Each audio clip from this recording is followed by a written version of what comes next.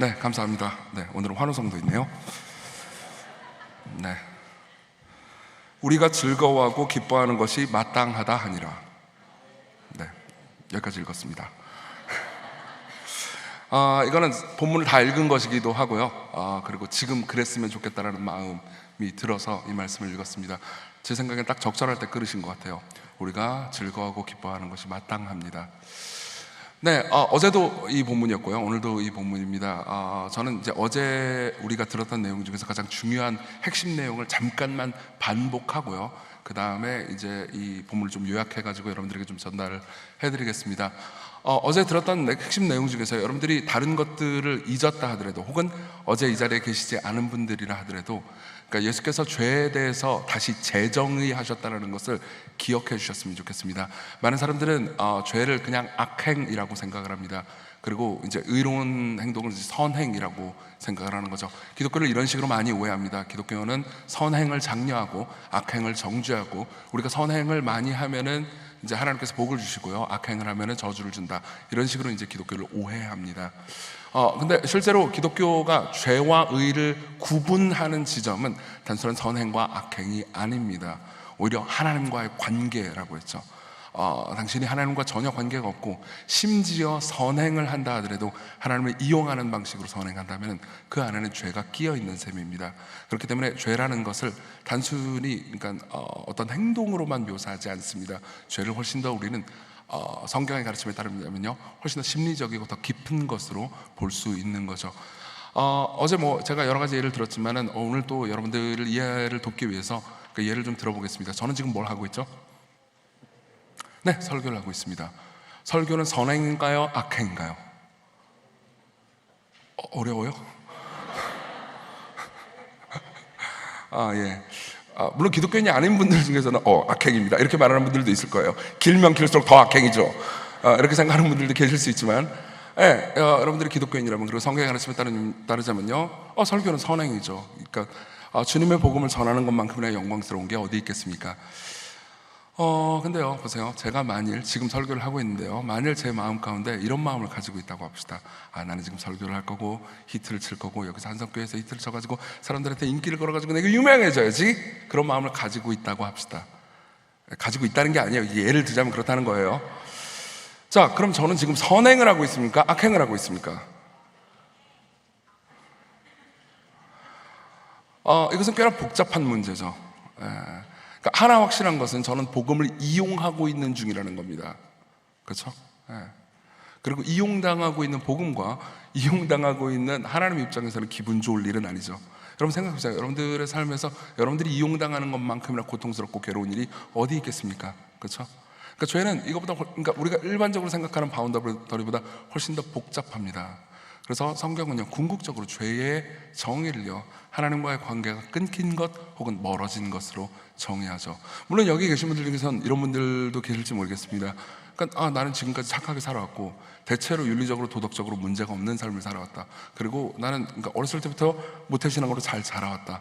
그렇지만 내가 하나님과의 관계가 가깝지 않다고 해서, 하나님과 상관없는 삶을 산다고 해서 윤리적으로 도덕적으로 착하게, 그리고 이 사회에서 올바른 시민으로 잘 살아가고 있는 내가 뭐 그렇게 큰 문제란 말인가? 라는 질문을 던지는 분들도 계실 겁니다.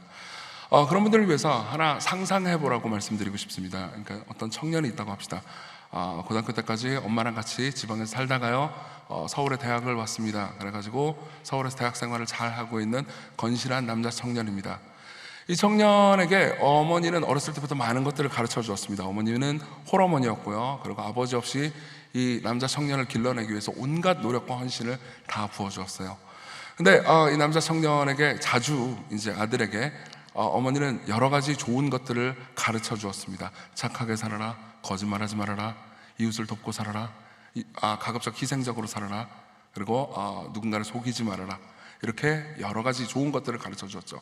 자, 그리고 이 청년이 이제 대학에 갔습니다. 서울로 갔어요. 이제 혼자 삽니다.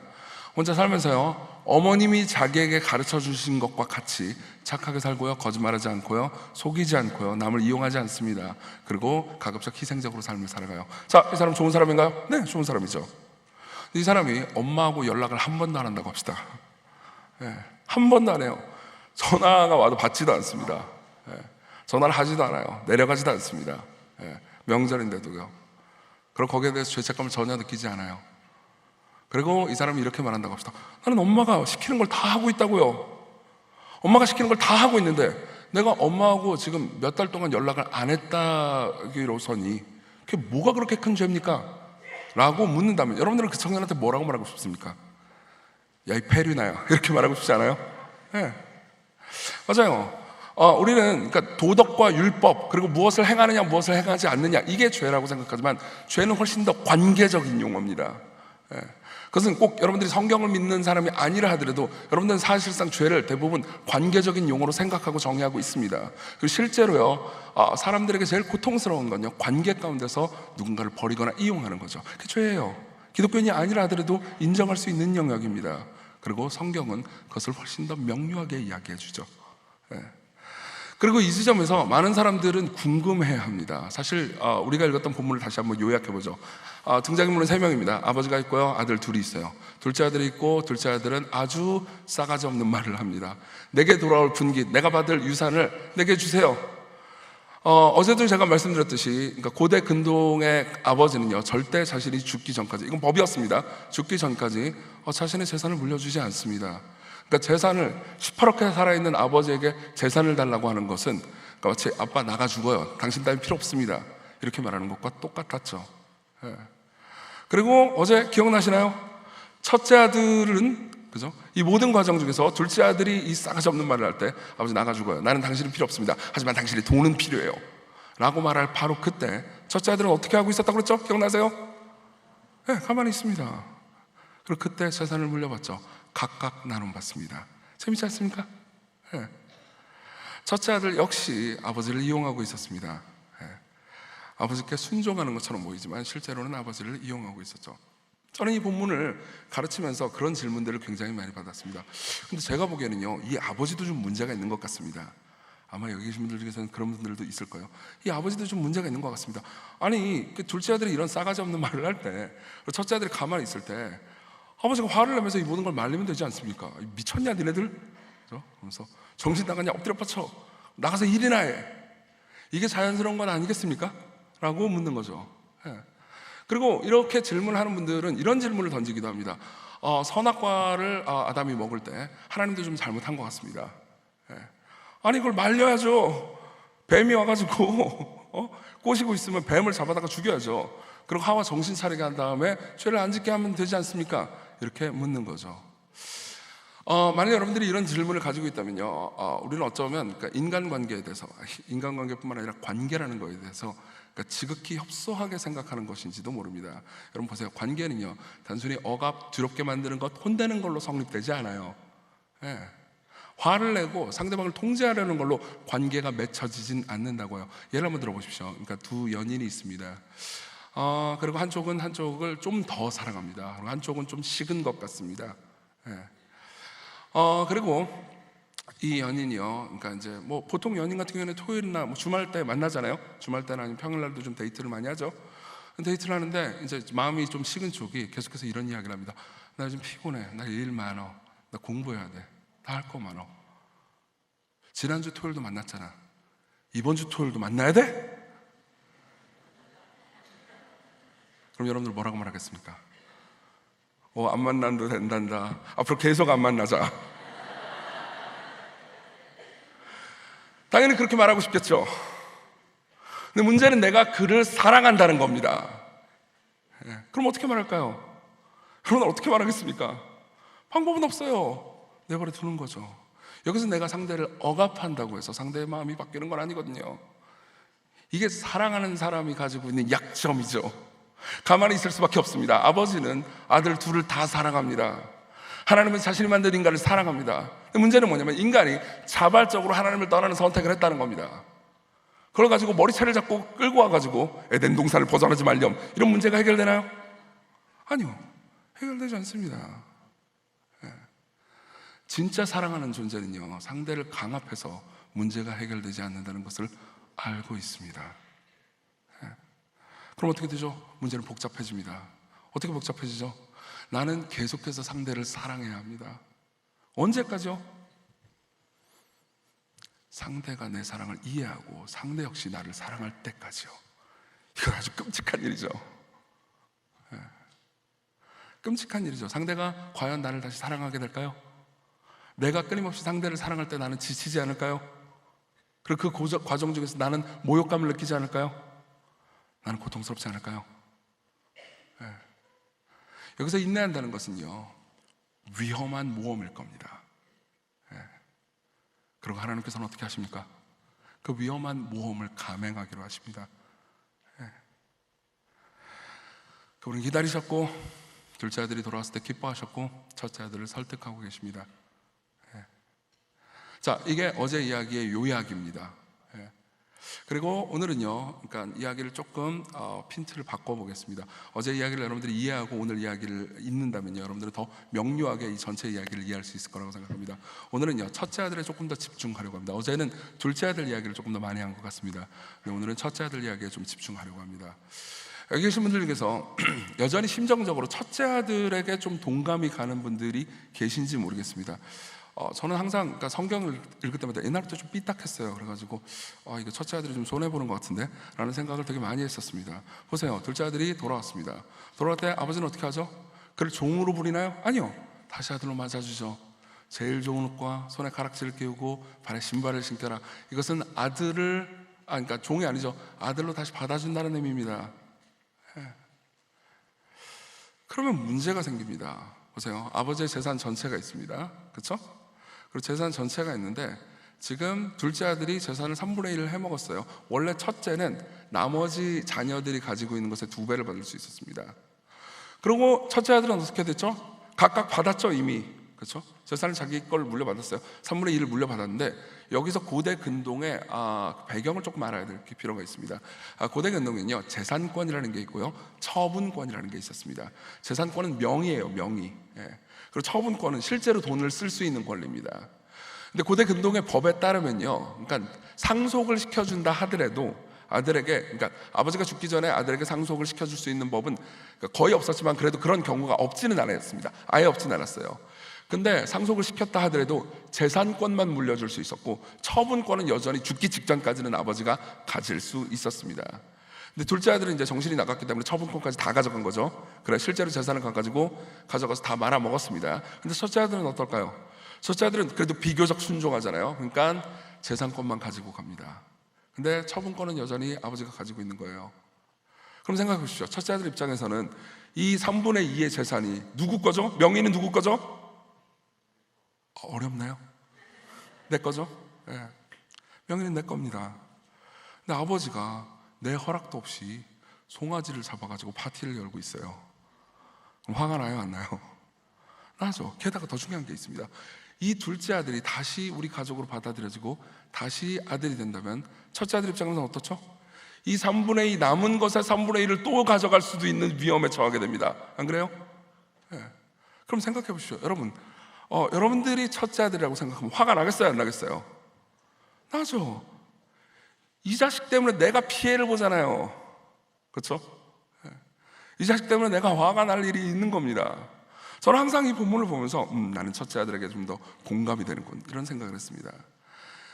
왠지 얘기해 드릴게요. 저는 인생을 살면서, 그러니까 제 인생을 좀 되돌아보면 제가 첫째 아들인 것처럼 느껴질 때도 있었고요, 둘째 아들인 것처럼 느껴질 때도 많았습니다.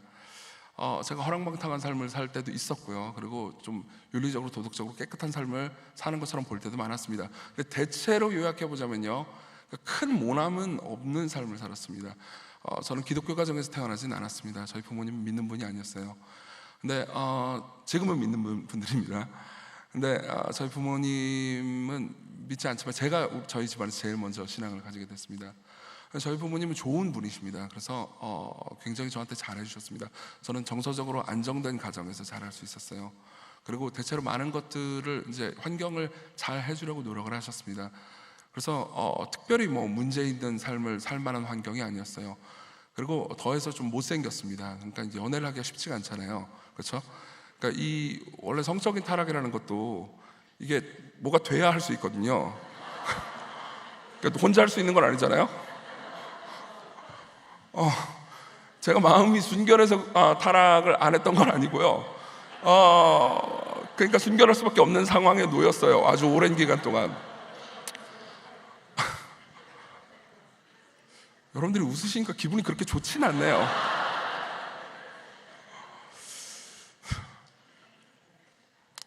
여담이긴 하지만 나요셉 목사님 잘생기지 않았습니까? 아멘? 약간 닥터 스트레인지 이런 느낌 있고. 자, 넘어갑시다.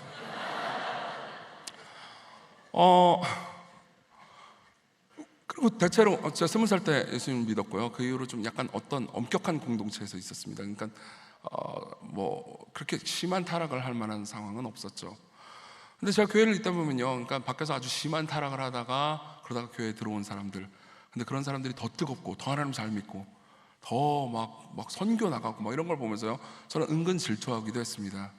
그럴 때 보면 저는 늘 첫째 아들 같았죠. 예. 그리고 그런 사람들이 조금 하다가, 그러니까 조금 막 열심히 막, 여기도 그런 분들이 계실지 모르겠어요. 막 열심히 막 주를 위해서 내 삶 다 드리리 막 그러다가 또 막 한두 달 지나고 뭐 1, 2년 지나고 나서 갑자기 잠수 타고 막 술 먹다가 꽐라가 돼가지고 발견되고, 그러면 네가 그렇지 그러면서 속으로 고소해했죠. 예. 전형적인 첫째 아들의 모습 아닙니까? 예. 그러다가도, 그러니까 저도 막 엄청, 그러니까 겁쟁이라서 엄청 타락하진 못했지만 그래도 뭐 타락 비스무리하게 해본 적도 있습니다. 제가 있었던 공동체는 이제 술이나 이런 것들을 엄격하게 금지하는 공동체였고요. 저도 이제 술 한 방울 마시면, 뭐 지금도 저는 안 마시지만 어쨌든 한 방울 마시면 지옥 가는 줄 알고 있었습니다. 근데 이제 뭐 항상 그럴 때가 있잖아요. 제가 주님께 간절히 바라고 원하는 무언가를 이 정도는 하나님께서 들어주셨으면 하는데 안 들어주시는 게 늘 있지 않습니까? 그럼 이제 화가 나죠. 예. 그러면은 이제 항상, 여러분들도 그런지 모르겠는데 항상 그 귀에 꽂고 있는 음악이, 옛날에 좀 워크맨으로 많이 들었죠. 귀에 꽂고 있는 음악이 보통 찬양이란 말이에요. 막 CCM 막 박지현 전도사님 막 이런 거란 말이에요. 샤라웃 한 번 더 하고 싶었어요. 근데 그렇게 하나님한테 화가 나잖아요. 그럼 일단 CCM부터 끊어요. CCM 끊어. 그리고 취중 진담 듣는 거죠. 그리고 투다리로 갑니다. 투다리. 마시지도 못하는 술 렉 마시고 막 꼬치 먹고 막 꼬치 뜯어 먹고 막 토하고 네. 뭐 교회 안 나간다 그러고 그랬죠. 우린 늘 이 둘을 왔다 갔다 합니다. 근데 어쨌든 하나 확실한 게 있습니다. 아마 저를 비롯해서 여러분들 모두가 이 둘을 왔다 갔다 하는 형편일 겁니다. 지금 나는 둘째 아들이야 라고 할 만한 상황에 있는 분들도 계실 거고요. 여러분들이 생각할 때 어제 설교와 오늘 설교를 들으면서 나는 첫째 아들 같다라고 느끼는 분들도 분명히 계실 겁니다. 성향도 다르겠죠. 예. 근데 사실 이 첫째 아들의 마음은 좀 더 깊이 분석해 볼 필요가 있습니다. 이 첫째 아들이 도대체 뭐가 문제인지, 어떤 분들은 문제가 뭐냐, 화날 만하다라고 생각한 분들도 분명히 계실 거거든요. 그래서요, 저는 이제 이 첫째 아들에 주목해서요, 세 가지 이야기를 하겠습니다. 첫 번째는 첫째 아들의 마음을 한번 생각해 보겠습니다. 예, 첫째 아들의 마음입니다. 이게 첫 번째요. 두 번째로는요, 첫째 아들의 문제입니다. 그 문제를 제가 세 가지로 이야기를 해드리겠습니다. 그리고 마지막 세 번째로는요, 진정한 첫째 아들에 대해서 이야기해 드리겠습니다. 예, 첫째 아들의 마음, 첫째 아들의 문제, 그리고 진정한 첫째 아들입니다. 그리고 간단한 적용을 해드리고 마치겠습니다. 먼저 마음입니다. 우리 25절부터 제가 읽어드리겠습니다. 읽다가 같이 읽자고는 같이 읽어요. 맏아들은 밭에 있다가 돌아와 집에 가까이 왔을 때 풍악과 춤추는 소리를 듣고 한 종을 불러 이 무슨 일인가 물은데, 자, 맏아들은 바깥에서 일을 하고 있었습니다. 하루 종일 농사일을 열심히 했을 겁니다. 아마 그러니까 그 수하의 종들도 많았기 때문에 노동일을 막 하진 않았을 겁니다. 이리저리 부리는 일을 했겠죠. 그래도 뙤약볕에서 일을 하고 왔어요. 오니까 갑자기 파티가 벌어져 있습니다. 그리고 종 하나를 불러서 도대체 무슨 일이냐? 그러니까 대답하네. 당신의 동생이 돌아왔음에 당신의 아버지가 건강한 그를 다시 맞아들이게 됨으로 인하여 살찐 송아지를 잡았나이다 하니. 자, 보세요. 그를 맞아들였습니다. 그러니까 어떻죠? 28절 같이 읽겠습니다. 시작. 그가 노하여 들어가고자 하지 아니하거늘 아버지가 나와서 권한대. 화가 났습니다. 그리고 그 화를 이런 식으로 표현합니다. 29절. 아버지께 대답하여 이르되 내가 여러 해 아버지를 섬겨 명을 어김이 없거늘. 자, 보세요. 화가 나 있습니다. 근데 아버지가 나와요. 아버지가 나와서 들어와라, 같이 파티를 벌이자, 네 동생이 돌아왔단다 라고 이야기를 해줍니다. 고대 근동에서 이런 마을에서 파티를 벌이잖아요. 그러면 이 파티는 굉장히 중요한 것이었습니다. 아마 여기 이 비유 속의 아버지는 그 마을에서 중요한 중년 남성이었고요, 영향력 있는 사람이었을 겁니다. 그리고 그런 사람이 파티를 벌이잖아요. 그럼 사람들이 다 와가지고 고기를 먹고 이렇게 신나게 놉니다. 그러면 이제 마을 중앙에는 마을의 원로들을 쭉 모셔놓습니다. 그리고 원로들을 따로 대접을 해요. 그래서 고기를 잡아가지고 스테이크를 만들어가지고 쭉 대접을 하는 거죠. 그리고 그때 서빙은 반드시 그 집의 맏아들이 하게 돼 있습니다. 맏아들이 하지 않잖아요. 그러면 다들 이게 무슨 일? 이랬을 겁니다. 정신 나갔나? 맏아들은 어디 갔어? 전부 다 이렇게 물어봤을 겁니다. 당연히 맏아들은 서빙을 했었어야 했고요. 그리고 아버지는 들어가서 뭐 서빙을 해달라는 것이 아니고요, 핵심은 들어가서 같이 있자, 네 동생이 돌아왔다라고 말을 합니다. 그러니까 29절에 아버지께 대답하여 이르되 라고 말하죠. 여기에는요, 한국말에는 번역되지 않지만은 그리스어에는 있는 말이 하나 있습니다. 이두라는 단어인데요, 이게 이제 보다 이런 의미예요. 근데 이 문맥에서요, 이두라는 단어를 쓰잖아요. 아마 영어 성경 가지고 있는 분들은 look이라고 돼 있을 겁니다. 이두라는 단어를 쓰면요, 이런 겁니다. 이 보쇼, 거기 보쇼. 진짜 화가 난 거예요, 아버지한테. 내가 여러 해 아버지를 섬겨 명을 어기며였거늘 내게는 염소 새끼라도 주어 나와 내 벗으로 즐기게 하신 일이 없더니 아버지의 삶을 창렬과 함께 삼켜버린 이 아들이 돌아오매 이를 위하여 살찐 송아지를 잡으셨나이다. 우리나라 말은 존댓말이 있죠, 그렇죠? 그래서 그리스어 원문의 그 뉘앙스가 반영이 잘 되지는 않습니다. 이 첫째 아들은 정말 화가 났어요. 지금으로 치면 거의 반말을 했다고 보시면 됩니다. 자, 왜 화가 났을까요? 사실 아까도 얘기했지만 이 화난 마음을 여러분들은 어느 정도 이해할 수 있죠, 그렇죠? 나는 순종했습니다. 저 녀석은 불순종했잖아요. 근데 왜 저 녀석에게 잘해주는 겁니까? 나는 고생했습니다. 나는 공로를 쌓았습니다. 근데 저 녀석은 아무것도 하지 않았잖아요. 근데 왜 아버지는 저 녀석이 돌아오는 걸 그토록 기뻐하는 겁니까? 왜 저 녀석을 위해서 송아지를 잡았습니까? 라고 묻는 거죠. 이 말을 여러분들의 삶에서, 우리의 삶에서 적용해서 요약해보자면 이런 것과 같습니다. 나는 착한 일을 했고 쟤는 나쁜 일을 했으니까 나는 천국에 가고 저 녀석은 지옥에 가야 됩니다. 같은 말이죠. 나는 사람들에게 피해를 준 적이 없고 저 녀석은 피해를 줬으니까 그의 삶이 불행해져야 합니다. 나는 기도를 많이 했고 저 녀석은 기도를 하나도 하지 않았으니까 나는 많이 복을 받고 응답을 받아야 되고 저 녀석은 삶이 비참해져야 합니다. 뭐 비참까지는 아니더라도 하여튼 나보다 더 행복해지면 안 됩니다. 나는 봉사활동을 했고 저 녀석은 봉사활동을 하지 않았으니까 내가 더 대접받고 내가 더 인정받았고 저 사람은 인정받으면 안 됩니다. 나는 교회 여러 모임에 잘 왔고 저 녀석은 오지 않았으니까 내가 예배를 드릴 때 더 큰 은혜를 받아야 합니다. 제가 너무 노골적으로 표현해서 그렇긴 하지만 사실 이런 마음들이 여러분들에게 다 있지 않았습니까? 어떻습니까? 이것은, 그러니까 이 모든 이야기들을 요약할 수 있을 것 같습니다. 내가 어떤 존재인 이유는, 내가 괜찮은 이유는 내가 좋은 일을 했기 때문이야. 그리고 내가 나쁜 일을 했으면 나는 비참해지고 멸망당해야 되고 아무것도 아닌 존재여야 돼. 이렇게 생각하는 거죠. 저는 여기에 대해서 이름을 하나 붙이고 싶습니다. 이런 방식으로 생각하는 것을 도덕적 성취의 자아상이라고 이름을 붙이고 싶습니다. 도덕적 성취의 자아상. 그리고 성경 전체는 이걸 이제 그 신학적인 용어로 표현하면 율법주의라고 말할 수도 있어요. 근데 그냥 도덕적 성취의 자아상이라고 말해볼게요.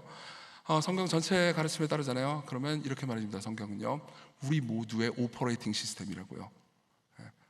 성경에 오퍼레이팅 시스템이라는 말이 있는 건 아니에요. 제가 컨버팅을 한 겁니다. 보세요. 오퍼레이팅 시스템이 뭐죠? OS예요. OS. 여러분들이 컴퓨터를 쓰면 윈도우를 깔아가지고 뭘 쓰죠? 그렇죠? 아마 뭐 아이폰이 있으면 iOS를 쓸 거고요. 그리고 갤럭시라면 안드로이드를 쓸 겁니다. 그게 OS죠. 그렇죠? 자, OS는 뭡니까? 나를 구동시키는 어떤 원리입니다. 나를 구동시키는 시스템이에요. 나로 하여금 자동적으로 그렇게 움직이게 되는 내 영혼이 돌아가는 방식이죠. 그게 OS예요. 그리고 성경은 말합니다. 모든 인간의 OS는 도덕적 성취의 자아상이라고요. 내가 잘했으니까 나는 상을 받아야 되고 저 녀석은 잘못했으니까 저 녀석은 벌을 받아야 돼. 신상필벌. 내가 봉사활동을 했으니까 나는 더 존경받아야 되고 저 사람은 그렇게 하지 않으니까 하찮게 취급받아야 돼.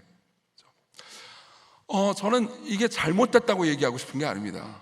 제가 무슨 뭐 노력도 안 하는 사람은 월급을 더 많이 주자고 말하거나, 혹은 뭐 여러 가지 방식으로, 그러니까 불합리하고 불공정하게 사람들을 대해야 된다, 이렇게 얘기하고 싶은 게 아닙니다. 근데 어쨌든 제가 하고 싶은 이야기는 이겁니다. 우리 모두가 마음속 깊은 곳에서는요, 도덕적 성취의 자아상을 가지고 있고요, 그것은 우리의 삶을 움직이는 오퍼레이팅 시스템이라는 거죠. 그리고 이 첫째 형이 가지고 있는 생각 있잖아요. 이 생각은 모든 인간이 가지고 있는 오퍼레이팅 시스템을 잘 보여주는 거죠. 이게 바로 첫째 형의 마음입니다.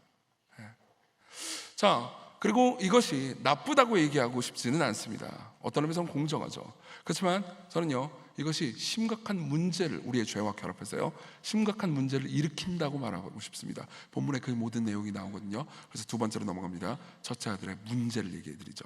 첫째 아들의 문제입니다. 그걸 세 가지로 말씀드리겠습니다. 첫째는요, 첫째 아들은요, 계속해서 정죄하고 비교하죠. 그리고 이것은 세상의 문제가 되기도 합니다. 자, 이 본문의 내용을 좀 전체적으로 조금 더 확장해서 생각해 보겠습니다. 우리는 누가복음 15장 11절부터 끝절까지 읽었습니다. 근데 누가복음 15장은요 1, 2절이 있습니다. 1, 2절을 제가 읽어드릴게요. 들어보세요. 모든 세리와 죄인들이 말씀을 들으러 가까이 나오니 바리새인과 서기관들이 수군거려 이르되 이 사람이 죄인을 영접하고 음식을 같이 먹는다 하더라.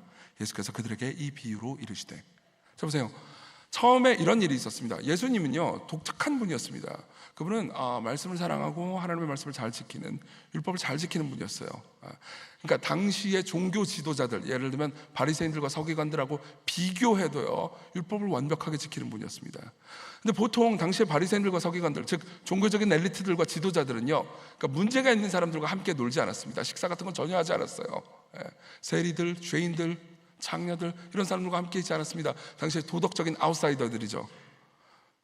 세리는 뭐가 문제일까요? 세리는 세무공무원인데요, 당시에 세무공무원들은요 로마와 빌붙어가지고 이스라엘을 착취하는 사람들이었습니다. 즉 매국노로 취급받았죠. 세리, 장녀, 죄인들, 감옥 갔다 온 사람들, 문제 있는 사람들, 공동체 내에서 사고 치는 사람들, 죄만 없었으면 우리가 편할 것 같은 그 느낌의 그 사람들 있잖아요.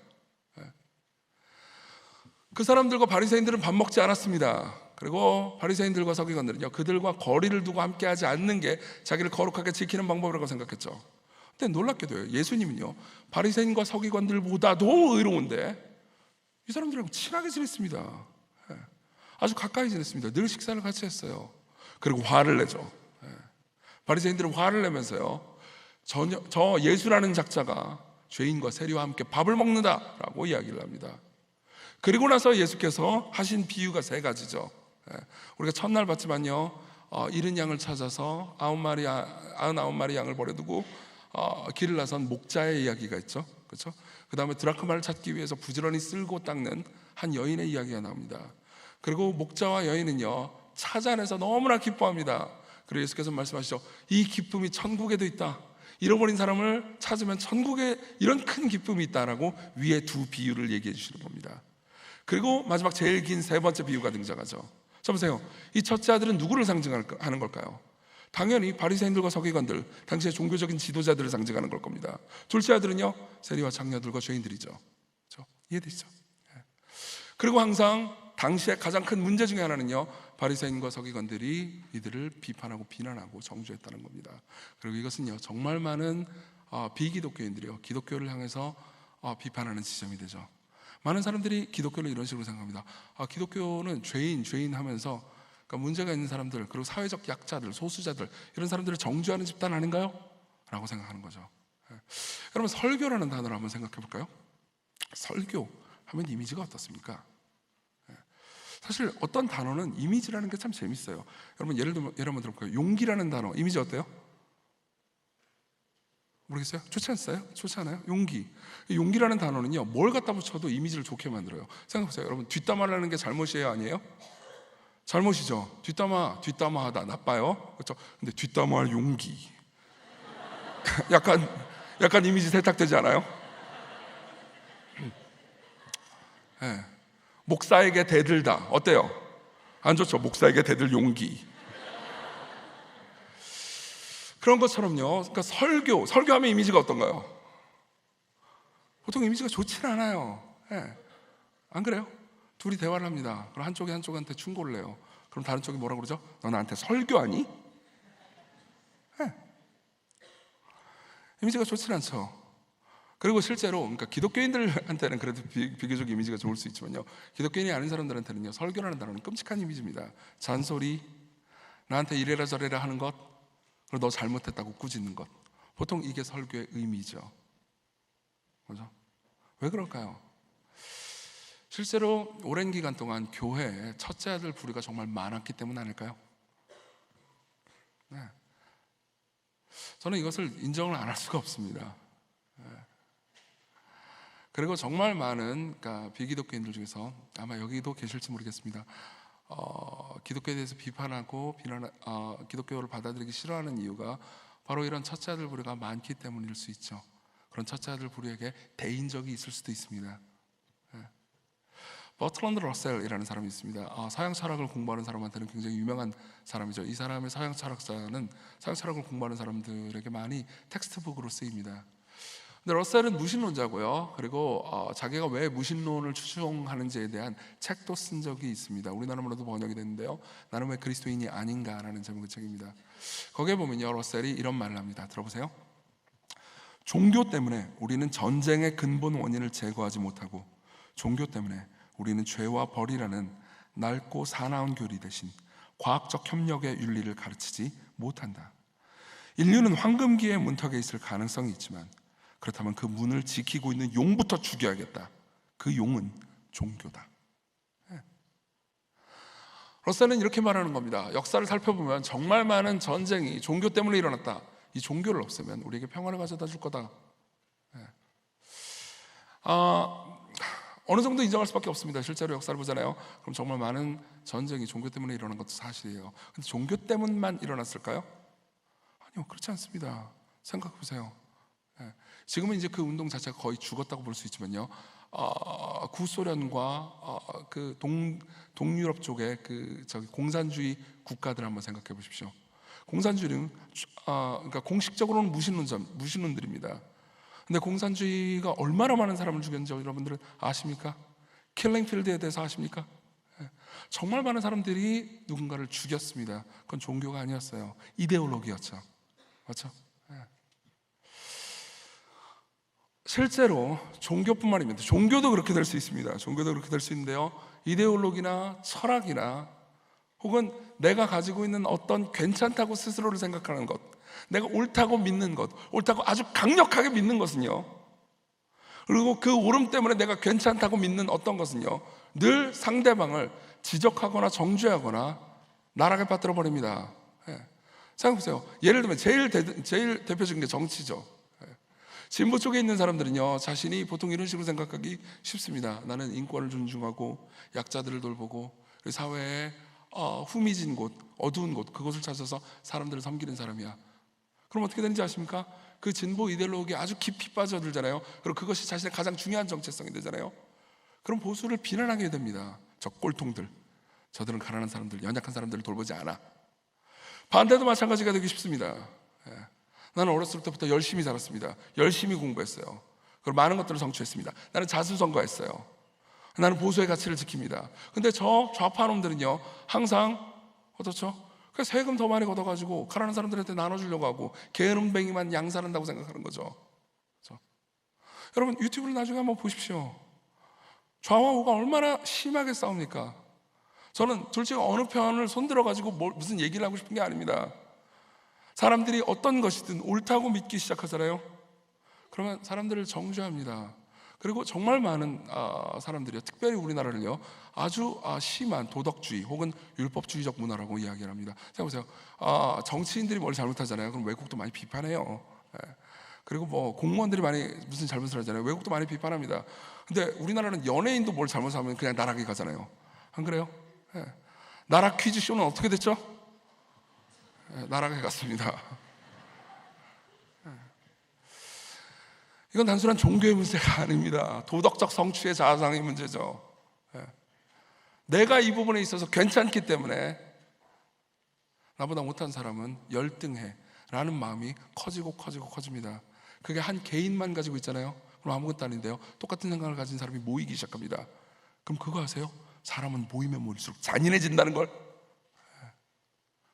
한 명은 600만 명의 유대인을 죽일 수 없어요. 근데 한 국가는 죽이죠. 모두가 똑같이 하니까 죄책감은 사라집니다. 이게 인간의 문제예요.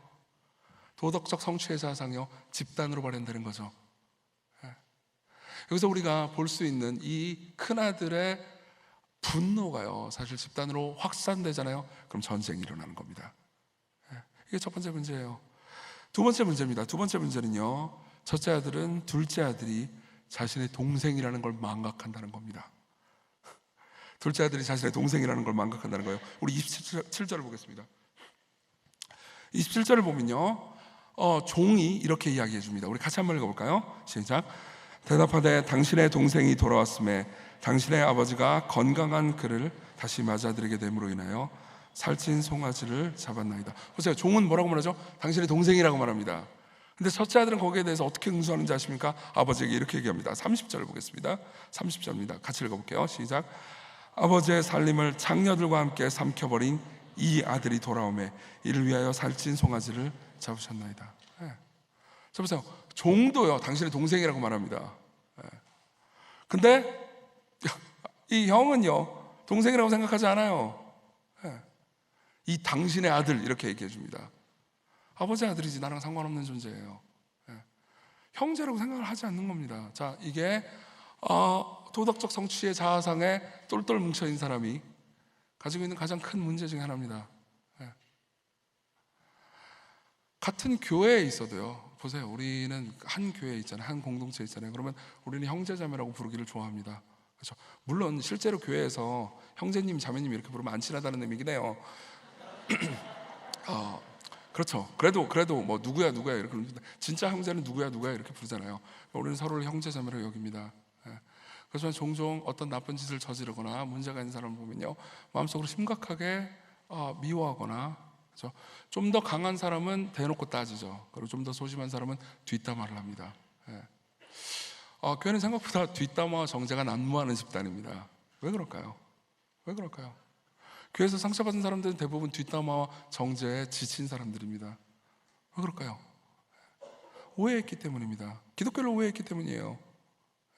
도덕적 성취의 자아상을 강화시키는 것이 기독교라고 착각했기 때문입니다. 근데 한번 생각해 보시죠. 이 형을 잘 한번 생각해 보세요.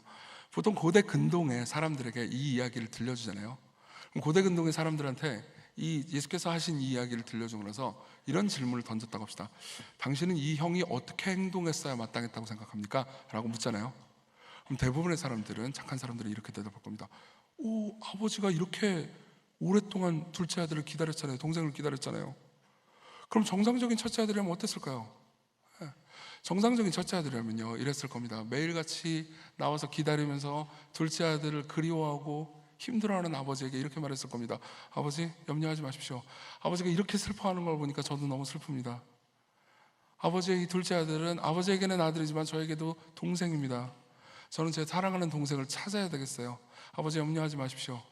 아무리 오랜 시간이 걸려도, 아무리 많은 돈이 들어도, 그리고 그가 아무리 멀리 갔다 하더라도 제가 반드시 그를 찾아오겠습니다.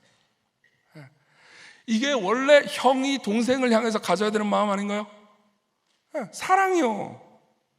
사랑이라는 게 뭐죠? 받을 만해서 상대방에게 호의를 주는 것이 사랑인가요? 내일 우리는 그 이야기를 조금 더 하겠지만요, 성경의 가르침에 따르면, 성경의 주장에 따르면요, 받을 만해서 상대방에게 호의를 주는 것은 거래지 사랑이 아닙니다. 동생은 형은 어떻게 해야 되죠? 당연히 사랑해야죠. 근데 정죄합니다. 실제로는 동생이라고 생각하지 않는 거죠.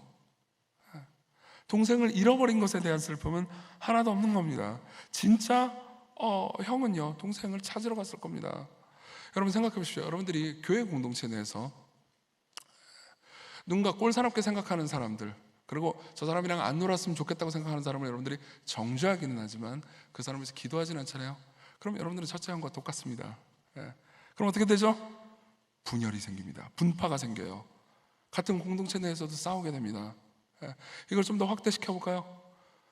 기독교에도 다양한 분파가 있고요. 다양한 분파는 계속해서 서로를 정죄하거나 내가 더 우월하고 우등하다라고 이야기하는 경향이 있습니다. 저는 장로교 목사고요. 그리고 칼빈주의 신학을 좋습니다. 좋은 거예요. 저는 이 신학이 참 은혜롭고 좋습니다.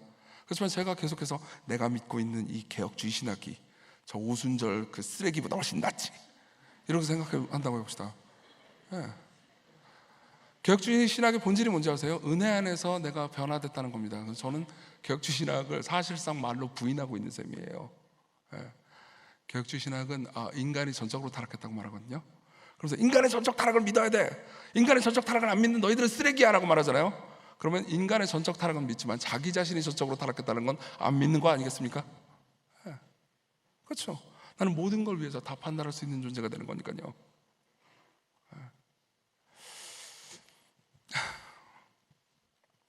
여러분들이 정말 그런 마음을 가지고 있는지 아닌지 시험할 수 있을 만한 인용문을 하나 읽어드리겠습니다. C.S. 루이스의 말입니다. 들어보십시오. 우리가 과연 사람들을 사랑할 수 있는지 시험해 볼 방법이 하나 있습니다. 신문에 아주 흉악한 범죄 기사가 났다고 합시다. 그런데 다음 날, 그러니까 아주 흉악한 범죄가 나쁜 짓을 한 사람이 있어요. 근데 다음 날 전날의 보도 내용이 전부 사실은 아니라거나 그렇게까지 악한 범죄는 아니라는 식으로 내용이 바뀌었다고 합시다. 그때 정말 잘 됐군, 그렇게까지 나쁜 사람들은 아니라니 정말 다행이야 라는 생각이 먼저 듭니까? 아니면 김이 샌다는 생각이 먼저 듭니까? 혹은 더 나아가서 그 범죄자들을 정말 나쁜 놈으로 취급하는 더 없는 즐거움을 빼앗기고 싶지 않은 나머지 전날 실린 기사를 더 믿고 싶어집니까? 만일 당신이 후자라면 종국에는 마귀가 되는 길에 첫걸음을 내디딘 것이라고 감히 말할 수 있습니다. 여러분 어떻습니까? 누군가를 정죄하고 비판하고 내가 그보다 낫다라고 생각하는 더 없는 즐거움을 느껴본 적이 있습니까? 왜 그런 즐거움이 여러분들 안에 있는 걸까요? 왜 그 즐거움의 유혹을 우리는 벗어나지 못하는 걸까요? 답은 간단합니다. 우리 안에 있는 오퍼레이팅 시스템 때문입니다. 도덕적 성취의 자상이요, 내가 도덕적으로 더 낫기 때문에 나는 더 훌륭한 사람이야. 그리고 세 번째 문제점을 말씀드리겠습니다. 세 번째는요, 그는 자기가 지키고 있는 아버지의 명령을 싫어합니다. 이게 제일 큰 문제예요. 그는 자기가 지키고 있는 아버지의 명령을 싫어합니다. 여러분 기억나시나요? 어제 내용 중에요, 그런 내용 기억나시나요? 정말 하나님과의 관계가 이어지잖아요. 정말 하나님의 사랑에 빠지게 되잖아요. 그럼 여러분들 어떻게 되죠? 그분의 소원이 여러분들에게는 명령이 됩니다. 그분의 명령이 우리에게는 기쁨이 됩니다. 근데 이 첫째 아들은 어떻죠? 싫어했습니다. 29절을 봅시다. 29절을 보면요, 우리 같이 한번 읽어볼까요? 29절입니다. 시작. 아버지께 대답하여 이르되 내가 여러 해 아버지를 섬겨 명을 잠깐만요, 여기서 섬겨라고 번역된 단어 있잖아요. 이 단어는 그리스어로 종노릇했다는 겁니다. 자기는 아들이에요. 근데 이렇게 얘기하는 거죠. 난 당신한테 종노릇했어요. 이렇게 얘기하는 겁니다. 저는 항상 이 문장, 이 29절을 볼 때마다 그러니까 떠오르는 영화가 있어요. 달콤한 인생 아세요? 달콤한 인생 보면 이병헌이요, 누구죠? 보스 까먹었네. 네? 안 들려요. 김영철, 감사합니다. 김영철한테 나한테 왜 그랬어요? 그러잖아요. 나한테 왜 그랬어요? 그러면서 7년 동안이나 당신 밑에서 개같이 일했던 나에게. 이거 안 똑같죠? 알아요. 안 똑같은 거 알아요. 지금 제가 목이 맛이 가가지고 그런 거예요. 그리고 목이 맛이 간 건 다 나요새 목사님이 아침 저녁으로 저를 설교시켜서 그런 거예요. 닥터 스트레인지가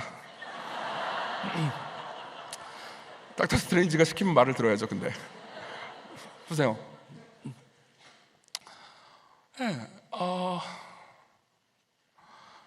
사실 그동안 아버지의 집에서 아버지의 부를 늘리기 위해서, 그 마을을 풍요롭게 하기 위해서 마을에서 열심히 일을 하고, 그리고 종들을 챙기고 마을 전체를 돌보는 일을요, 사실상 노예짓 했다고 생각한 겁니다. 이게요, 둘째 아들과 첫째 아들의 공통점이기도 합니다. 여러분 그걸 알고 계십니까? 둘째 아들과 첫째 아들의 공통점은요, 둘 다 하나님의 율법을 싫어했다는 겁니다. 아버지의 명령을 싫어했어요. 근데 사람은요, 성향에 따라서 다르죠. 여러분들도 그런 성향들이 있을 겁니다. 여러분들 중에 어떤 분들은요, 싫어하면서도 시키면 지키는 사람들이 있습니다. 그리고 여러분들 중에 어떤 사람은요, 싫어하면 절대 말을 안 듣는 사람이 있습니다. 이정규 같은 인간이죠. 반가워요. 그리고 후자의 사람들은요, 둘째 아들이 되고요, 전자의 사람들은 첫째 아들이 되기 쉽습니다. 하지만 공통점이 있죠. 둘 다 아버지의 명령을 좋아하지 않았다는 겁니다. 그리고 어제 말씀드렸던 것처럼요, 이 첫째 아들 부류의 사람이요, 삶을 살다가 자기가 억울하다고 느끼거나 삶의 고통과 고난이 찾아오거나 하나님께서 나를 온당하게 대접해줬다고 느끼지 않잖아요. 그럼 이렇게 말합니다. 나 지금까지 교회도 열심히 다니고 헌금도 하고 순종했는데 왜 하나님 나한테 이렇게 대하지? 그래서 분노하죠. 원래도 지키기 싫은 걸 억지로 지켰기 때문에 이제 하나님이 나한테 잘해주시지 않는 한 나는 하나님 뜻대로 살 필요가 없다고 생각합니다. 그리고 버리는 거죠.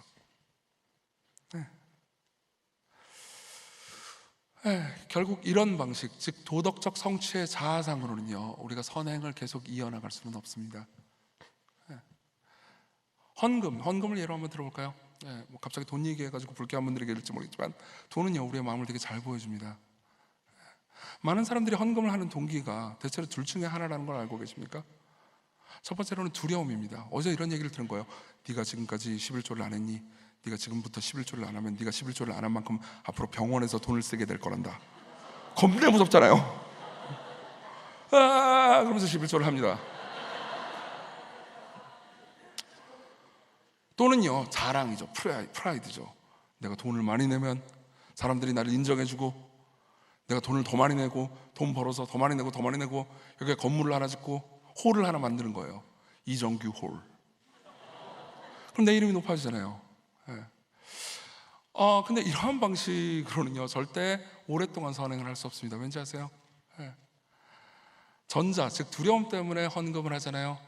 그럼 시간이 지났는데 내가 11조를 했는데도 불구하고 병원에 갈 일이 생기잖아요. 그러면 화가 납니다. 또는 11조를 했는데도 불구하고 사람들이 나를 인정해 주지 않잖아요. 그럼 화가 납니다. 우리가 왜 헌금을 안 하는지 혹시 아시나요? 그것도 두려움과 교만 때문이라는 것도 아시나요? 교만은 이렇게 말합니다, 여러분들에게. 이거 내 거잖아. 내 거 아니에요. 하나님께서 주신 거죠. 이거 내 거잖아. 왜 교회에서 돈을 내놓으라 그래? 두려움은 이렇게 말합니다. 나 이거 헌금하면 내가 쪼들릴 것 같은데, 하나님 날 버릴 것 같은데, 이런 생각을 하는 거죠. 사실 두려움과 교만을 자극하는 방식으로는 진정한 선행을 할 수 없습니다. 항상 도덕적 성취의 자아상은요, 이렇게 움직입니다. 착한 일을 안 하면요, 내가 혼날까 봐 두려워서 착한 일을 하거나요, 착한 일을 하는 내가 더 자랑스럽게 느껴지고, 착한 일을 안 한 저 사람보다 내가 더 우월감이 느껴지기 때문에 착한 일을 하는 거죠. 이게 바로 도덕적 성취의 자아상, 우리 모두가 가지고 있는 OS의 한계입니다. 우리가 이 OS를 벗어나지 않잖아요. 그러면요, 정말 큰 문제가 생깁니다. 우리는 계속해서 공동체 안에서 뒷담화나 정죄를 보게 될 겁니다. 처음에는 으쌰으쌰 하다가 열심히 일한 사람이, 항상 교회에서는 이런 일들이 있죠. 가장 교회에서 열심히 헌신하고 봉사한 사람이 교회에서 문제를 일으키는 것을 보게 될 겁니다. 가장 열정적으로 하나님을 섬긴다고 말하는 사람이 순식간에 하나님을 버리게 되는 것을 볼 겁니다. 가장 사람들에게 많이 희생했던 사람들이 누구의 잘못도 용납하지 못하고 사람들을 날카롭고 냉정하게 대하는 것을 보게 될 겁니다. 왜 그럴까요? 사실 마음이 깊이 변화되지 않은 상태에서, 마음의 오퍼레이팅 시스템은 하나도 변하지 않은 상태에서 하나님 앞에 선행과 공로를 쌓기 위해서, 혹은 사람들 앞에서 선행과 공로를 쌓기 위해서 노력하는 삶을 살았을 뿐이기 때문입니다. 여러분, 만일 여러분들이 지금까지 그런 삶을 살았다면요, 저는 여러분들을 비난하고 싶어서 이 얘기를 하는 게 아닙니다. 저 역시 마찬가지인 사람이었거든요. 아니, 지금도 마찬가지입니다. 지금도 제 마음의 OS는 늘 혼동스럽습니다. 저도 늘 화가 날 때가 있습니다. 내가 시건교회를 위해서 10몇 년 동안 이토록 미친 듯이 개같이 일했는데 이놈의 교인들이 저희 교인들 알아줘요. 여기 혹시 있는 거 아니야?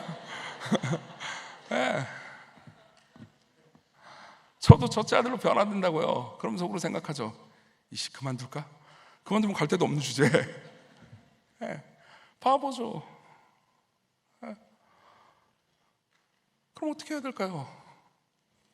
우리는 어떻게 변화될 수 있을까요? 우리가 바랄 수 있는 변화의 모습은 어디를 향하고 있는 걸까요?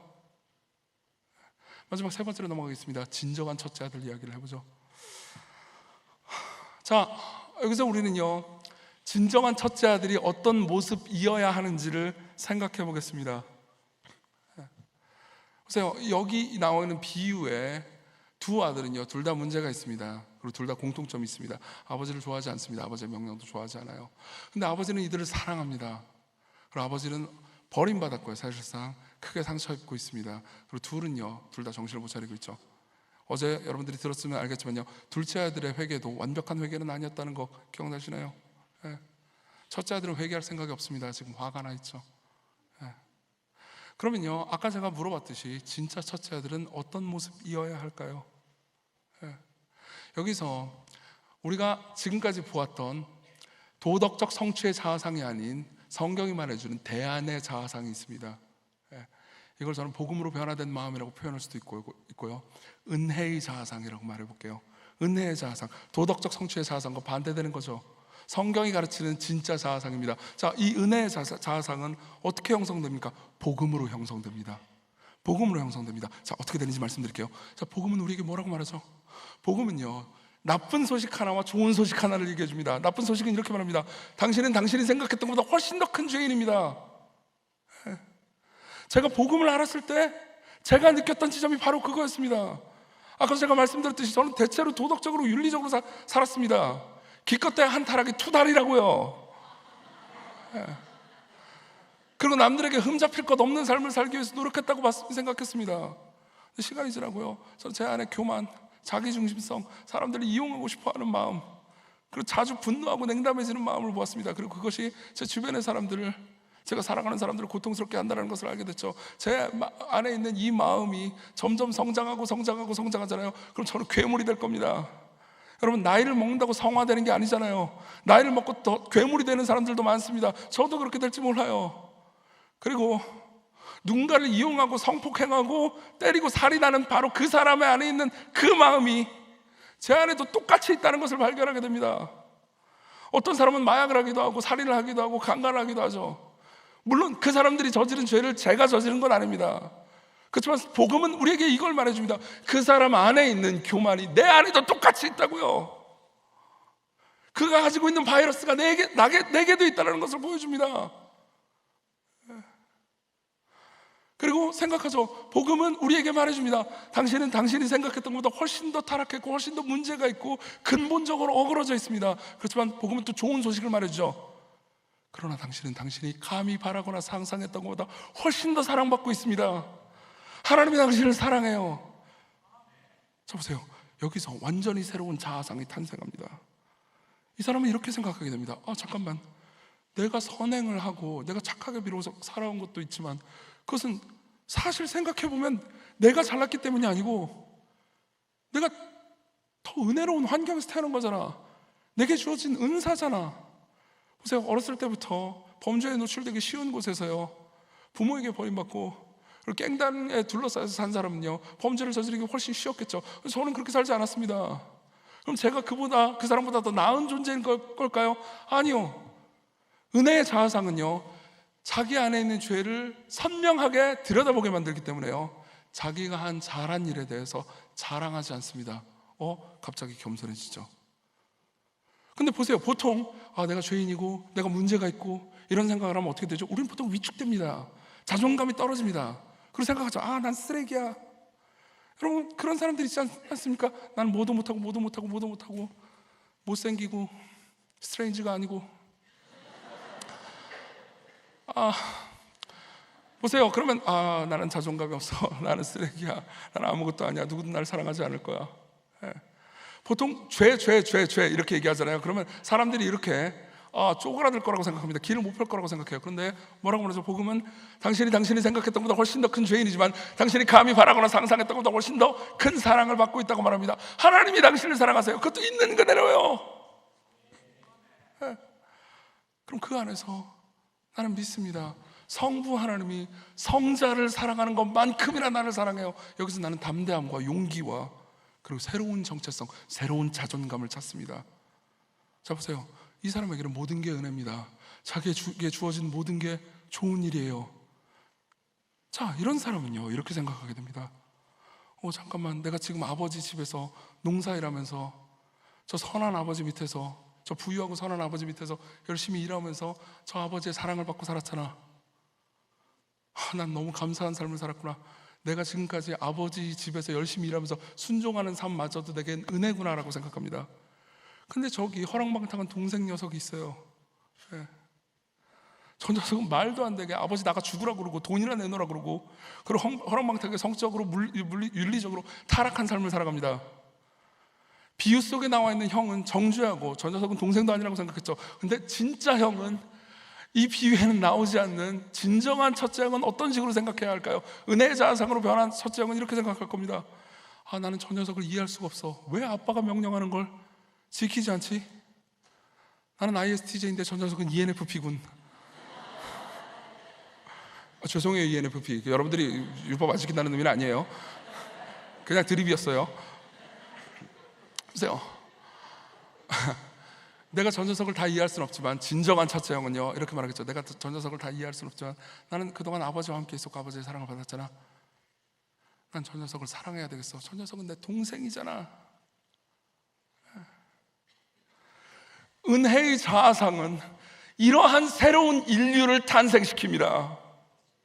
은혜의 자아상을 가진 사람은요, 노력해서 성취했는데도 불구하고 자랑하지 않습니다. 이 모든 것을 받았다고 생각해요. 진짜로 그렇게 생각한다고요. 립서비스가 아니고요. 은혜의 자아상은요, 정말로 저기 죄를 저지른 사람과 나와 똑같이 문제가 있는 존재고 사랑이 필요한 존재라고 생각합니다. 저 사람이 저지른 죄를 나는 저지르지 않았지만 나도 저 사람과 똑같이 죄인이고, 그리고 내가 하나님께 사랑받을 수 있다면 저 사람도 하나님께 사랑받을 수 있어. 정말로 그렇게 생각한다고요. 하나님께서 나만 사랑하시는 게 아니고 저 사람도 사랑하셔. 여러분 보십시오. 진정한 첫째 아들은요, 선교적인 존재입니다. 그냥 선교 활동을 많이 한다는 의미가 아니에요. 아, 몽골 가야지 그러면서 남들을 정죄한다면요, 여러분들은 진정한 첫째 아들이 아니에요. 여러분들은요, 근처에서 선을 넘는 사랑을 합니다. 이게 선교의 본질이에요. 선을 넘는 사랑이요. 내 스타일이 아닌 사람에게 다가가는 겁니다. 내가 이해 못할 사람에게 다가가는 겁니다. 그리고 나를 높이지 않는 거예요. 여러분, 이러한 새로운 인류는요, 엄청나게 강력한 힘을 발휘했습니다. 1세기로 돌아가 볼까요? 1세기의 예수 그리스도의 영광과 그분의 부활을 본 1세기의 초대교회 신자들은요, 새로운 인류였습니다. 여러분, 그들의 특징이 뭔지 아십니까? 그들은 절대 진리를 주장했다는 겁니다. 오직 예수 그리스도만 하나님이십니다. 정말로 그렇게 믿었어요. 근데요, 그건 놀라운 일이었습니다. 왜냐하면요, 기독교를 제외하고 기독교와 유대교를 제외하고요, 고대 근동의 다른 종교는요, 아, 우리 종교만 절대 진리야, 남은 건 다 틀렸어, 이렇게 말하는 종교는 없었거든요. 당시에 로마는, 아, 니들이 무슨 종교를 믿고 싶어? 원하는 대로 믿으렴. 그냥 로마 황제만 신으로 그냥 더 끼워 넣어주면 돼. 니들 원하는 대로 믿어. 우리는 종교에 관대해. 보세요, 이들은 관대하죠. 그렇죠? 근데 놀랍게도 그들은 여성을 차별했고요. 그리고 계급제가 아주 선명하게 있었고요. 때로 잔혹하고 폭력적이었습니다. 여자아이를 낳은 것을 실망해서 여자아이를 하수구에 던져넣어서 죽여도요, 범죄가 아니었다고요. 장애인을 낳았다? 그럼 당연히 죽는 거였습니다. 근데요, 기독교인들은 예수님만 하나님이라고 생각했어요. 예수님만 절대 진리라고 생각했습니다. 편협하죠? 되게 편협하지 않습니까? 근데 놀랍게도요, 그 편협했던 애들은요, 편협한 교리를 가지고 있던 바로 그 사람들은요, 어떻게 행동인지 아세요? 가난한 사람들을 돌봤습니다. 그들이 기독교인이든 아니든 병자들과 함께 했습니다. 보통 병자들을 피했거든요. 근데 그들은 병자들과 함께 했습니다. 그래서 병자들과 함께 죽기도 하고요, 면역력이 생겨가지고 더 많은 병자들을 치료하기도 했죠. 그리고 아이들을 돌봤습니다. 여성과 남성의 지위가 거의 동등할 수 있도록 문화적으로 노력했습니다. 왜 그랬을까요? 기독교의 교리가 훨씬 더 편협하잖아요. 다른 종교의 교리는 우리 모두 하나, 그러니까 너도 옳고 나도 옳을 수 있어, 이렇게 얘기하는데 기독교는 편협하잖아요. 예수 그리스도만 진리라면서요. 그러면 이 편협한 종교가, 이 편협한 진리를 믿는 사람들이 왜 그렇게 관대하고 너그럽고 사랑하는 삶을 살 수 있었을까요? 답은 간단하죠. 이 편협한 진리의 중심인 예수 그리스도가 내가 옳으니까 너희들은 다 지옥 가라, 아니면 너희들이 옳지 않으면 다 지옥 갈 거고 옳으면 내가 받아주겠다, 이런 신이 아니었기 때문입니다.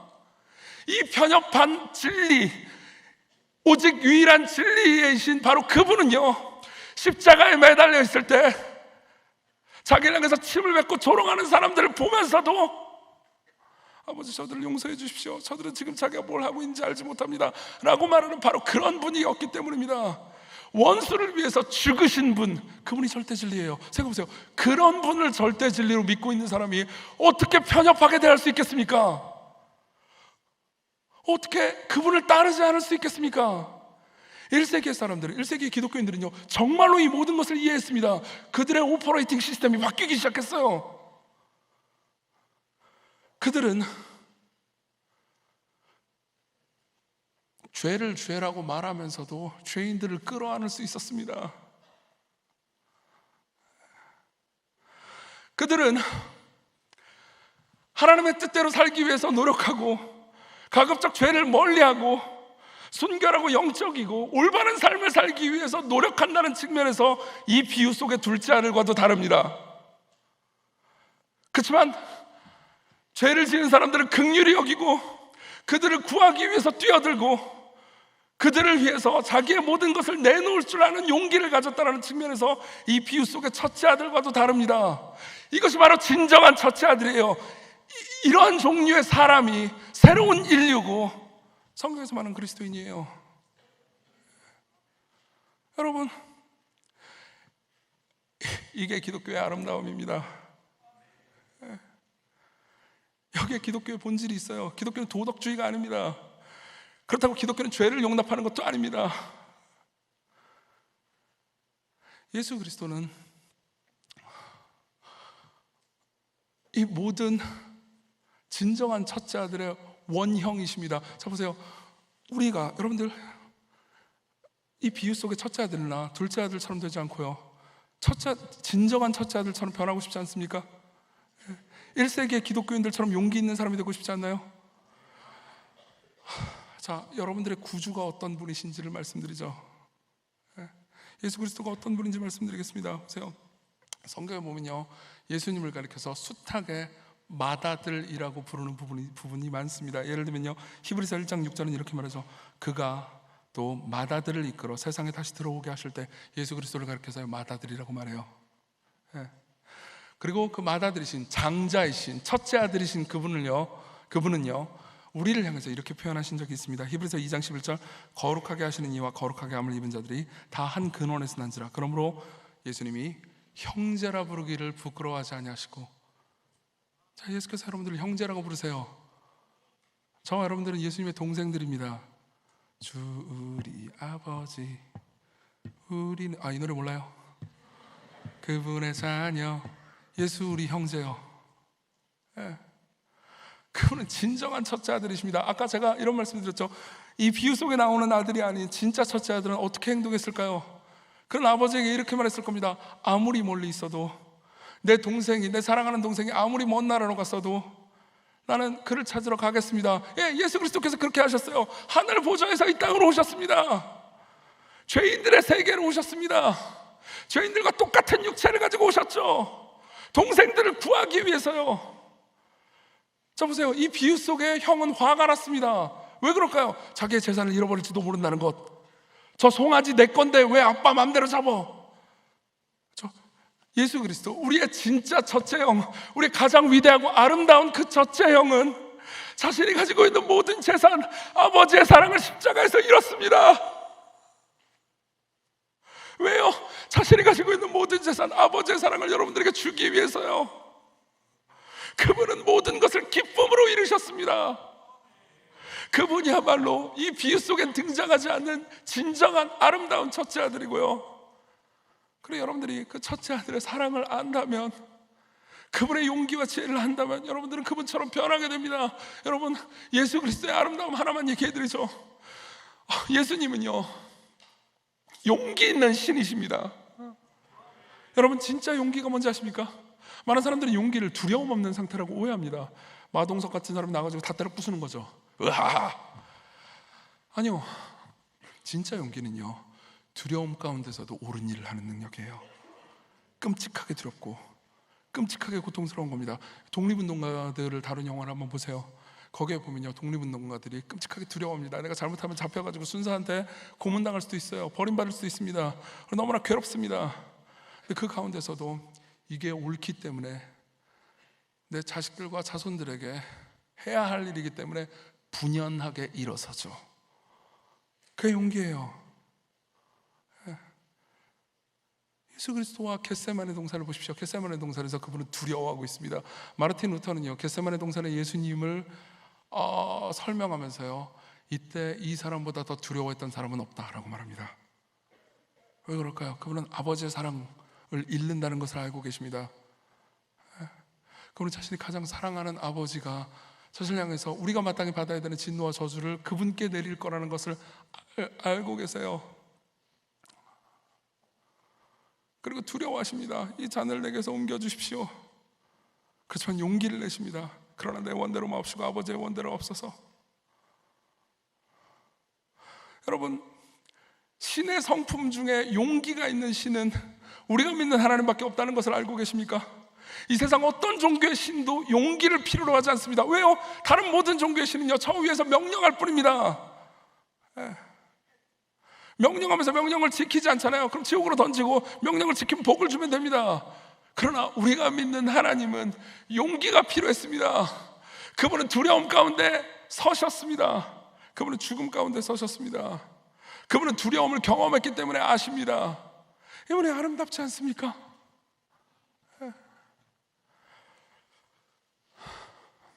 이분이 여러분들의 진짜 형입니다. 우리 가장 위대한 형이죠. 적용을 하고 마치겠습니다. 여기 계신 분들 중에서 아직 기독교인이 아닌 분들이 계실지 모르겠습니다. 짧게 그분들을 위해서 드리고 싶은 말씀이 있습니다. 여러분, 지금까지 제가 소개해드린 분이 예수 그리스도고 이분이 기독교의 본질이고 주인입니다. 여러분들이 기독교를 도덕 체계 시스템이라고 생각했다면요, 여러분들은 기독교를 잘못 알고 있었던 거예요. 그러니까 여러분들이 기독교인들의 잘못 혹은 위선, 싸가지 없음을 보고요, 종종 화가 날 수는 있습니다. 이해합니다.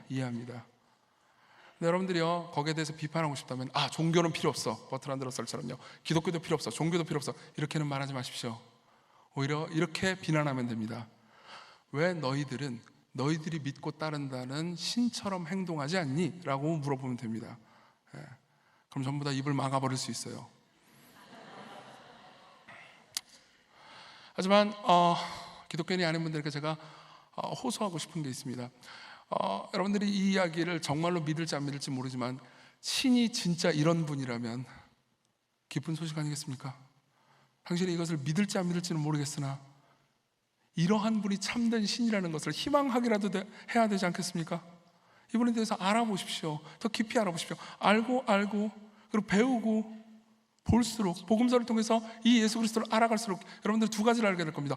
내가 예수님에 대해서 알고 있었던 건 죄다 선입견이었군. 그리고 또 동시에 이분은 너무나 아름다운 분이고 매력적인 분이야 라고 생각하게 될 겁니다. 그분을 보십시오. 그분을 알아가십시오. 그리고 첫째 아들 부류에게 제가 드리고 싶은 말씀이 있습니다. 여기 계신 분들은요, 여전히 화가 나 있는 분들도 계실 수 있습니다. 하나님께서 누군가 이웃을, 원수를 혹은 교회 형제자매를 거치 죄를 용서하라고 하실 때요, 여러분들이 여전히 나는 받아들일 수 없습니다, 나는 분노했어요 라고 말하는 분들이 계실지 모르겠습니다. 여러분들 쉽사리 정죄하고 싶지는 않습니다. 그렇지만 하나님께서 여러분들을 어떻게 대하시는지를 한번 깊이 생각해 보십시오. 우리는 보통 하나님께 순종했고, 하나님께 순종했는데 내가 원하는 복이, 내가 원하는 방식의 결과가 나오지 않는 것에 대해서 화가 납니다. 그리고 생각하죠, 내가 당신 밑에서 몇 년이나 개처럼 일해왔는데 도대체 나한테 주는 게 뭐죠? 그럼 하나님께서 여러분들에게 어떻게 대하시나요? 넌 나에게 모욕감을 줬어? 아니요. 31절 32절을 보겠습니다. 31절 32절, 아버지가 이르되 너는 항상 나와 함께 있으니 내 것이 다 네 것이로되 이 네 동생은 죽었다가 살아났으며 내가 잃었다가 얻었기로 우리가 즐거워하고 기뻐하는 것이 마땅하다 하니라. 그분은 간청하십니다. 실제로 여기에서 시제를 보잖아요. 그러면 이거는 이 아버지가 한 번만 말한 게 아닙니다. 계속해서 붙들고 설득하고 또 설득한 거죠. 그분은 여러분들을 강제하지 않습니다. 여러분들을 사랑해요.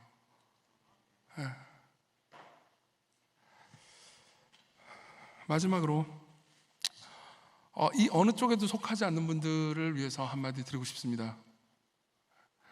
여기 계신 분들 중에서는요, 이 모든 이야기를 이해했지만 와닿지 않는 분들이 있을 겁니다. 앞에서 설교자가 막 목소리를 높여가지고 이야기를 하잖아요. 그러면 뭔가 주변에는 감동받는 사람들도 있죠. 이 사람은 눈물을 흘리네, 근데 나한테는 아무것도 없어, 이런 분들도 분명히 있을 겁니다. 저 말이 맞는 것 같아요. 그렇지만 나에게 감동이 되지는 않습니다. 정확히 말하면 나에게 와닿지는 않죠. 예. 와닿지 않는 여러분들에게 야, 이 강팍한 놈들아, 이렇게 말하고 싶지 않습니다. 예. 저도 이 자리 말고요, 여러분들이 앉는 그 자리에서 옆 사람들은 울고 나도 울어야 될 것 같은데 나는 눈물은 안 나고, 설교자의 말은 다 이해했는데 내가 와닿지 않고, 왜 하나님은 나에게 은혜를 안 주시나, 이런 생각을 한 적이 많았습니다. 예. 그런 분들에게 제가 드리고 싶은 말씀이 있습니다. 여러분들이 어떤 상황이든 간에 하나님께서는 여러분들이 그분을 찾는 것을 기뻐하신다는 거죠. 정말로 기뻐하십니다. 여러분들이 막 눈물을 흘리면서 절규하면서 그분을 찾을 필요는 없습니다. 그러면 좋겠지만요, 그런 마음이 들지 않는다면요, 그래도 찾으십시오. 예수 그리스도께서 십자가에 달려 죽으실 때 양편엔 강도 둘이 있었고요, 둘 중에 하나의 강도는 이렇게 말합니다. 당신의 나라에 임하실 때 나를 기억하소서. 이건 무슨 절규, 엄청난 무슨 믿음의 고백, 이런 것까지는 아니었을 겁니다. 그냥 죽기 전에 이분이 진짜 메시아인 것 같고, 이분이 메시아가 맞다면 그냥 그분의 나라에 임할 때 나를 기억 정도로 해달라는 거죠. 이 강도의 마음은요, 아주 소극적이고, 어제의 표현에 따르자면요, 좀 거지 같은 회개였습니다. 그렇죠? 어제 설교 끝나고 나서 거지 같은 회개할 사람 모여라 하시잖아요. 모여라가 아니었나? 나와라였나? 하여튼 둘 중에 하나였겠죠.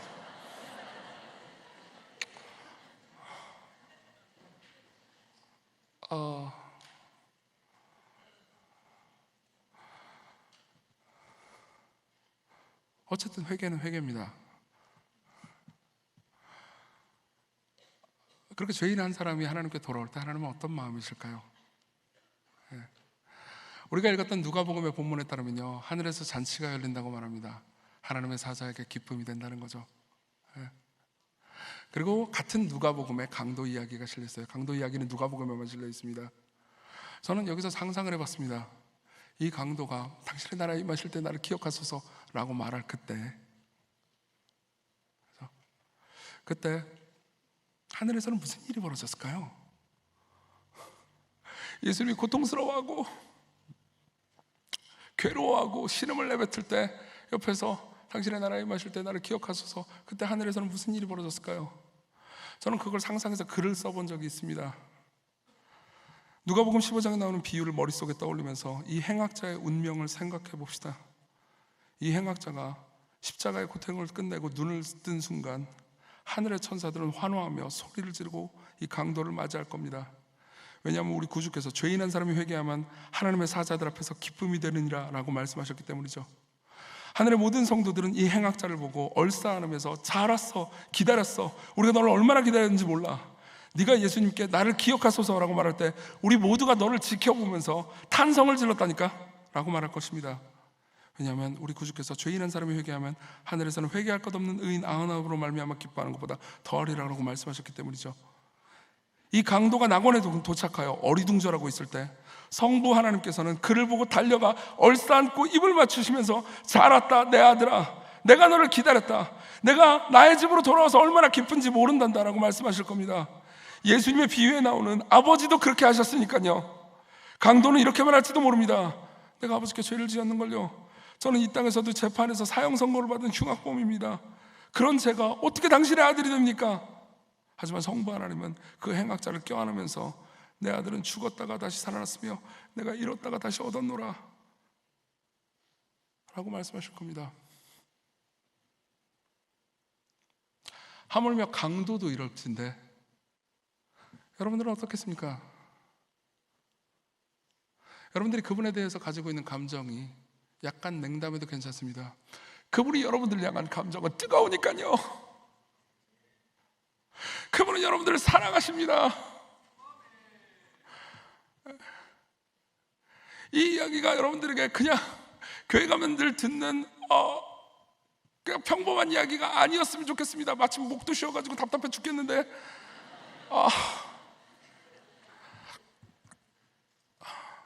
성령 하나님께서 여러분들 마음 안에 그분의 사랑을 새겨 넣어 주시기를 구합니다. 우리 같이 찬양하죠.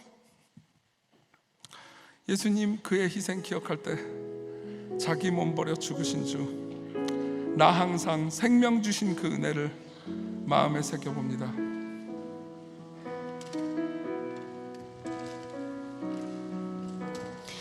예수님 그의 희생 기억할 때 자기 몸 버려 죽으신 주, 나 항상 생명 주신 그 은혜를 마음에 새겨 봅니다. 마음에 새겨 봅니다. 마음에 새겨 봅니다. 우리 처음부터 다시 한 번만 합시다. 예수님 그의 희생, 예수님 그의 희생 기억할 때 자기 몸 버려 죽으신 주, 나 항상 생명 주신 그 은혜를 마음에 새겨 봅니다. 마음에 새겨 봅니다. 마음에 새겨 봅니다. 주 달리신 십자가를, 주 달리신 십자가를 내가 볼 때 주님의 자비 내 마음을 겸손케 해. 주께 감사하며 내 생명 주께 드리네. 이제는 저 높은 곳에, 이제는 저 높은 곳에 앉으신 하늘과 땅에 왕 되신 주, 나 이제 놀라운 구원의 은혜 높여 찬양하리라. 높여 찬양하리라. 높여 찬양하리라. 주 달리신 십자가를 내가 볼 때 주님의 자비 내 마음을 겸손케 해. 주께 감사하며 내 생명 주께 드리네. 주 달리신 십자가를, 주 달리신 십자가를 내가 볼 때 주님의 자비 내 마음 겸손케 해. 주께 감사하며 내 생명 주께 드리네.